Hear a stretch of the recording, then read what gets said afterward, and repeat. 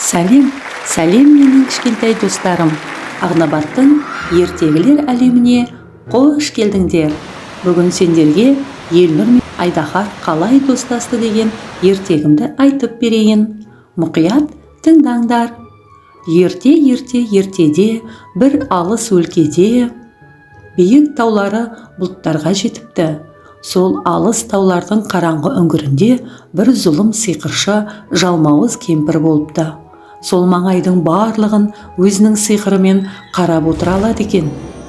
Ол әлемдегі мейірімділік, қайырымдылық атаулыға жаны қас болыпты. Адамдардың бір-біріне жақсылық жасап жатқанын көрсе қаны қарайып, қатты ашуланады екен. Ашуланғаны соншалық, жалмауыз кемпір терең үңгірдегі Айдахарды оятпақшы болады. Өйткені бұл қанша адамды адастырып жаман етейін десе де, олардың бір-біріне жасаған жақсы істері мен айтқан жақсы тілектері жалмауыздың сиқырынан да күшті болыпты. Сондықтан да адамдарды қорқытып, үркітіп, одан кейін барып бір-біріне сенбейтіндей әлсіз етіп тастағысы келді.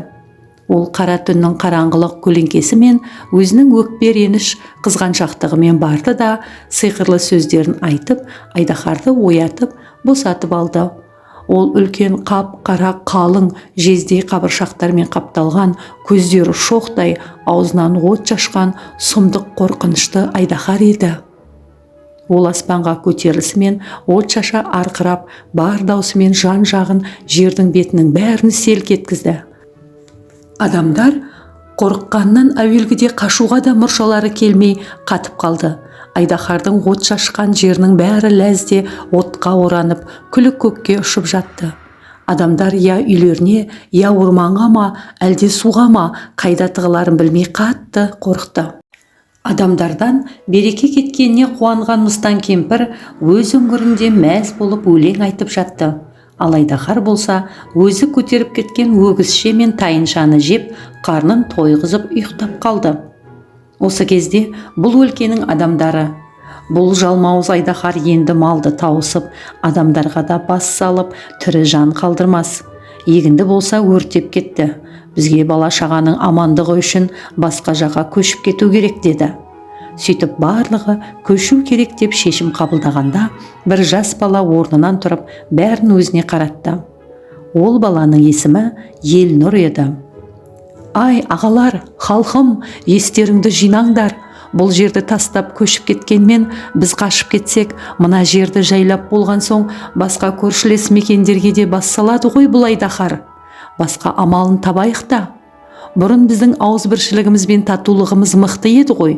Енді неге бытырап, жеріңді тастап кетіп барасыңдар? Ол кезде ел тыныш болатын. Әркім өз ісін білетін. Ал қазірше Айдахар қашан жеп қояды деп күтіп отырамыз ба сонда? Оған шамамыздың келмейтіні белгілі ғой. Одан да қашайық. Сен бала баста ұртпа дейді. Жұрт жинала бастағанда Айдахардың ысқырған дауысы шығып, жан-жақтан отты леп соғады. Адамдардың бәрі үйлеріне тығылып, тіптен терезеге қарауға да шамалары келмей қалды. Тек сәлден соң Айдахар ірі жылқы түйелерді көтеріп бара жатады. Елнұр жас бала болса да Айдахармен сөйлесіп, келісімге отыруға бел байлайды. Өйткені оның отбасы, өзінен кішкентай іні қарындастары, тіптен бір мекеннің адамдары қатты қорқып қалған еді. Ол өзінің сүйікті сыбызғысын алды да Айдахар келетін жаққа қарай жолға шығып кетті. Оның үлкен апанын тауып алды да Айдахардың дәл алдына келіп тұрды. Тамаққа тойып алған Айдахар Елнұрдың қорықпай келгеніне таң қалса да білдірмей әуелі біраз ойнағысы келді. Айдахар: «Не дейсің, адам баласы? Сонша жерден мені неге іздеп келдің?» Елнұр: «Неге бізді қорқытасың? Бұл жерді сенен бұрын біз мекен еттік. Енді біз әрі қарай тыныш өмір сүргіміз келеді». Айдахар ашулана бастады. Сен келгеніңмен қоймай, маған сұрақ қойғың келе ма? Ұйқым кеп жайланып жатыр ем, бір асап, аузыма сап жіберсем, тістерімді қайта тазалап, тағы уақытым кетіп қалады ауа. Сенің маған сөйлеуге қалай да түң барды. Сен не, Менен шынымен қорықпайсың ба? Елнұр Айдаһардың әрбір сөзінен тұншыға бастады, бірақ шыдап тұрды. Өйткені Айдаһардың демінен қара көмірдің түтініндей улы, ащы дем шығып тұрды. Айдаһар: мен сендердің қорқыныштарыңмын. Менен қорқып жүріп, өз сәттеріңді күтесіңдер. Елнұр Айдаһарды тыңдап тұрып, оның көзіне қарады. Оның көзінде от емес, ауыр қайғы бар сияқты көрінді. Сенің көздерің неге мұңды? Бұл әлемнің жаратылысына ұқсамайсың ғой. Айдаһар: я, менің әлемім басқа. Мені осында бір сиқырлы күш тығып жіберді. Сондықтан да мен күшті, бірақ бәрін қорқытатын жауыз болу керекпін. Мені осындай етіп жаратқан. Тіптен менен бұрын ешкім неге мұндайсың деп сұрамапты да. Елнұр сыбызғысын алып, өзінің ең сүйікті әуенін ойнай бастады. Айдаһардың көзі мелшиіп, бір нүктеге қарап қалды. Сосын ол көзін тарс шауып алды. Бір кезде оның екі көзінен жас поралап аға бастады. Түнеріп тұрған аспанда күн ашылып, жан-жақтың бәрі жарқырап сала берді. Елнұр сыбызғысынан әуенді төге түсті. Әуеннің соншалықты жылы, мейірімге толы, сезімді оятқаны сонша, Айдаһардың үстіндегі қап-қара түнекті қатты жабылған сыртқы қабаты түсіп, ол ағарып, жаңа терісі пайда бола бастады. Ол қайтадан тілсіз қалғандай, сыбызғыда ойнап тұрған Елнұрды сипалай бір айналып, алдына иіліп тұрды.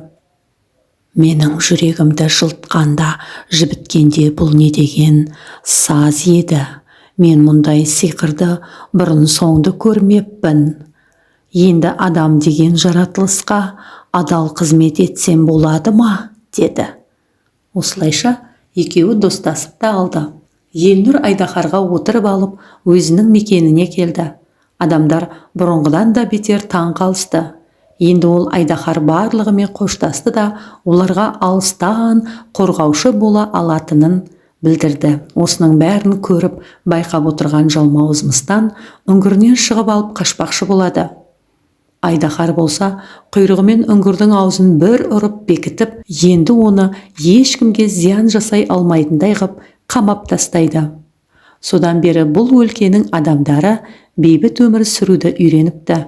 Ең негізгісі, адамдардың жақсы ниеті мен мейірімді істері көп зұлымдықтың жолын бөгей алатынына және музыканың құдіретінің бір ауыз сөз айтпай-ақ жүректі тербеп, жаныңды баурап алатынына көздері жетіпті.